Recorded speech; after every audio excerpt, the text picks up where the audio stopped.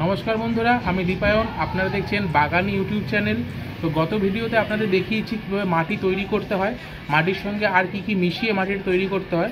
তো আজকে সেইগুলোকে নিয়ে চলে এসেছি আপনাদের সামনে আরেকবার ভালো করে পরিচয় করিয়ে দেওয়ার জন্য যে কোনটাকে কি বলে এবং তার দামটা মোটামুটি কীরকম পাওয়া যায়। তো আমার এখানে দামটা একরকম হতে পারে, আপনাদের যেখান থেকে দেখছেন, আপনারা যদি আমি কাঁচরাপাড়া থেকে করছি, আপনারা যদি কাঁচরাপাড়ার বাইরে অন্য কোনো জায়গা থেকে সংগ্রহ করেন তার দামটা বিভিন্ন হতে পারে, কিন্তু যারা কাঁচরাপাড়া আশেপাশে অঞ্চল থেকে কালেক্ট করবেন তারা কিন্তু মোটামুটি এরকম দামের মধ্যেই পাবেন। তো দেখে নিন প্রথমেই আছে এই জিনিসটা, এটাকে বলে হাড়ের গুঁড়ো, যেটা আমি মিশিয়েছিলাম 2 মুঠো মতন মিশিয়েছিলাম, এটা হাড়ের গুঁড়ো বলে। তো এটা দু রকমের পাওয়া যায়, একটা হচ্ছে কি নর্মাল হাড়ের গুঁড়ো পাওয়া যায়, আর একটাকে স্টিমড হাড়ের গুঁড়ো পাওয়া যায়। তো যেটা নর্মাল হাড়ের গুঁড়ো সেটার দাম 40 টাকা করে পড়ে, আর যেটা স্টিমড হাড়ের গুঁড়ো সেটার দাম আপনার 80 টাকা করে পড়ে, আমার এখান থেকে বলছি, ঠিক আছে। আচ্ছা, পরবর্তী আইটেমে দেখুন এটা আছে শিংকুচি, ঠিক আছে। এখানে শিংকুচিটা দু রকমের পাওয়া যায় আমাদের এখানে, একটা হচ্ছে কি এরকম ডাস্ট পাওয়া যায়, আর একটা পাওয়া যায় শিং চাঁচা, এরকম চাঁচা পাওয়া যায়। তো শিং যেটা ডাস্ট যেটা রয়েছে আমার এখানে, সেটার দাম নেয় 40 টাকার মতো বা 45 টাকা, এরকম কিছু দাম হয়তো একটু বেড়েছে বা কমেছে, আমি ঠিক এখন এক্স্যাক্ট দাম তো বলছি না, মোটামুটি 40 থেকে 50-এর মধ্যে আপনি পাবেন এখানে। আর যেটা পুরো চাঁচাটা বললাম সেটার দাম পড়বে 80 টাকার মতো, ঠিক আছে। আচ্ছা, পরবর্তী আইটেম দেখুন যেটা রয়েছে আমার কাছে, এটা হচ্ছে গিয়ে সর্ষের খোল, ঠিক আছে। তো এইটা আমার এখানে দাম পড়ে মোটামুটি 45 টাকা কেজি, এখানে দাম পড়ে। আচ্ছা, পরের আইটেমে রয়েছে এখানে নিম খোল, ঠিক আছে। নিম খোলটার দামটাও এখানে 45 টাকার মতনই পড়ে। আচ্ছা, তারপরে আইটেমটা আমার এখানে রয়েছে, দেখুন আমার এটা প্রায় ফুরিয়ে এসছে, এটা হচ্ছে গিয়ে বাদাম খোল, ঠিক আছে। এটা আমার এখানে পাওয়া যায়, এটার দাম নেয় মোটামুটি 80 টাকা মতন এখান থেকে দাম নেয়।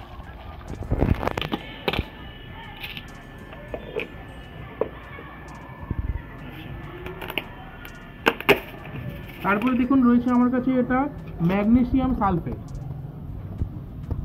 ঠিক আছে।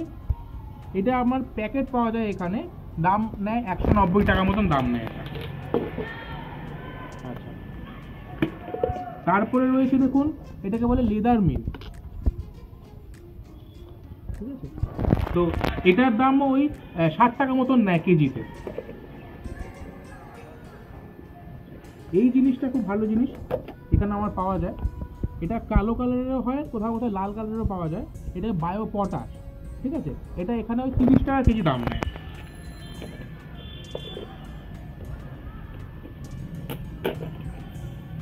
আচ্ছা, এটা আপনাদের আমি বলেছিলাম যে টাটা র্যালি গোল্ড আমি এটা ব্যবহার করেছিলাম, micronutrient bio fertiliser tata rally gold. এটা এরকম দানা হয়, এটাকে জিআর দানা বলে, টাটা এটা হয়। তো এটারও প্যাকেট দাম নেয় আপনার 150 টাকা মতন দাম নেয় এটা। এখন এটার দাম একটু বেড়েছে, এটা হয়তো 175 কি 190 এরকম হতে পারে, আমি এক্সাক্ট দামটা জানি না, কারণ আমি এখনই এটা কিনিনি, আমি প্রায় 6 মাস আগে এটা কিনেছিলাম। আর আপনাদের আমি পরের ভিডিও দেখাবো যে এই জিনিসগুলো দিয়ে কিন্তু আপনার এই জিনিসগুলো দিয়ে এর সঙ্গে আর কিছু জিনিসগুলো দিয়ে আমি তৈরি করি একটা বায়ো সার, যেটাকে জৈব সার আমরা বলি। তো সেইটাই কিন্তু আমি আমার সমস্ত গাছে এখানে আমি দিয়ে থাকি, আর আমি কিন্তু অন্য কিছু আর ইউজ করি না। আচ্ছা, এইটা তো আপনার বলার নেই, এটা হচ্ছে কফিটাকে আমার একটা শুকিয়ে রাখা আছে, গরমে রোদ্দুরে শুকিয়ে এটা তৈরি করা হচ্ছে, এটা কফি, ঠিক আছে। তো আজকে আমি আবার গেছিলাম নার্সারি ভিজিট করেছিলাম আজকে আমি আবার, সেখান থেকে আমি দুটো গাছ নিয়ে এসেছি, আপনাদের সাথে দেখিয়ে দিই। এই একটা গোলাপ নিয়ে এসেছি, দেখতে পাচ্ছেন ফুলটা কতটা বড় সাইজের হয়। এটার নাম হচ্ছে ক্যালকাটা 300, ঠিক আছে। এটাতে হচ্ছে আপনার এই পিঙ্ক কালারটা দেখতে পাচ্ছেন, কালারের মধ্যে সাদা কালারের কিছু স্ট্রাইপ রয়েছে, আর ফুলটাতে খুব সুন্দর গন্ধ, মিষ্টি একটা গন্ধ আছে। এই ফুলের সাইজটা খুব বড় হয়। এই একটা গোলাপ নিয়ে এসেছি, আর একটা নিয়ে এসেছি আমি এই বোগেনভিলিয়াটা, এটা খুব ছোট গাছ, আপনারা দেখতে পাচ্ছেন এখানে একটাই ফুল রয়েছে। এই গাছ, এটার ভ্যারাইটির নাম চিত্রা, আমাকে তো সেটা বলেই দিয়েছে নার্সারি থেকে, ঠিক আছে। আচ্ছা, এবার চলুন আপনাদের দেখিয়ে দিই আমি যে আগের দিন মাটি তৈরি করেছিলাম সেটা কোথায় রাখা আছে, কিভাবে রাখা আছে এবং কি করছে সেটা। এখন চল দেখুন, তাহলে এই যে মাটিটা আমি এখানে রেখেছি ছাদের মধ্যে, ছড়িয়ে রেখেছি, মাটিটা মোটামুটি দেখুন, এটা 3 দিন মোটামুটি হয়েছে এখন। এরপরে এটা থাকবে টোটাল 21 দিন থাকবে, 21 দিন মিনিমাম, বা থাকবে টোটাল 3 মাস থাকবে। কিন্তু মাটিটা আপনারা যেটা করবেন, মাটিটা এরকম রাখার পরে না মাঝে মাঝে এটাকে একটুখানি নাড়িয়ে চাড়িয়ে দেবেন।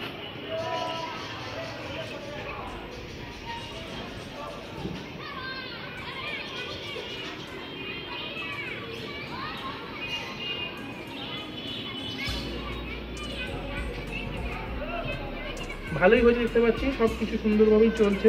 ঠিক আছে, এখন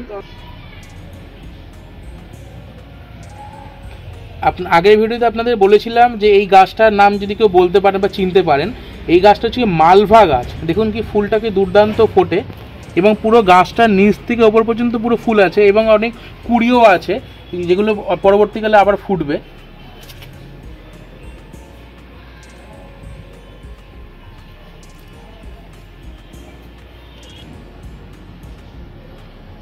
এই যে দেখতে পাচ্ছেন বন্ধুরা, আমার বাগানে যে ফুলটা ফুটেছে এটার নাম হচ্ছে আইডি মার্ভেলি। দেখুন কি সুন্দর দেখতে ফুলটা। এটা ছাড়া আপনাদের দেখিয়ে দিই আরেকটা, যেটা আমার বাগানে ফুটেছে এই মুহূর্তে। বলুন তো এইটা আইডিটা কি? এটার আইডি হচ্ছে কি সেই বিখ্যাত জুমেলিয়া।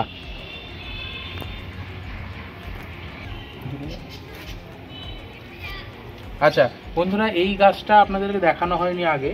এটা হচ্ছে একটা গন্ধরাজ লেবুর গাছ। তো গাছটা দেখতে পাচ্ছেন কীরকম এখন ফুলে ধরে রয়েছে সব দিকে। তো প্রথম দিকে গাছটা খুব সমস্যার মধ্যে দিয়ে গেছে, দেখতে পাচ্ছেন প্রত্যেকটা জায়গায় কাটা রয়েছে, এখানটা কেটে ফেলে বাদ দিতে হয়েছে, এই জায়গাটা দেখুন কেটে বাদ দিতে হয়েছে, এখানে কেটে বাদ দিতে হয়েছে। কিন্তু এখন দেখুন সমস্ত ডাল দিয়েই সুন্দর পাতা গজাচ্ছে, এবং আপনারা দেখতে পাচ্ছেন না, মানে শুকতে পাচ্ছেন না, কিন্তু আমি এখানে সুন্দর একটা গন্ধ পাচ্ছি। সমস্যাটাই গাছটা হয়েছিল কি, এটাতে ল্যাদা পোকা লেগে গেছিলো। তো সেটার জন্য এখানে আমি অনেক রকমের প্রয়োগ করেছি সার, কিন্তু এর মধ্যে থেকে হামলা 550 বলে একটা পেস্টিসাইড আছে, যেটা ইউজ করে আমি খুব সুন্দর উপকার পেয়েছি। এবং দেখুন গাছ এখন কোনো পোকার উপদ্রব নেই, সুন্দর গাছ রয়েছে, গাছে সুন্দর ফুলও এসছে।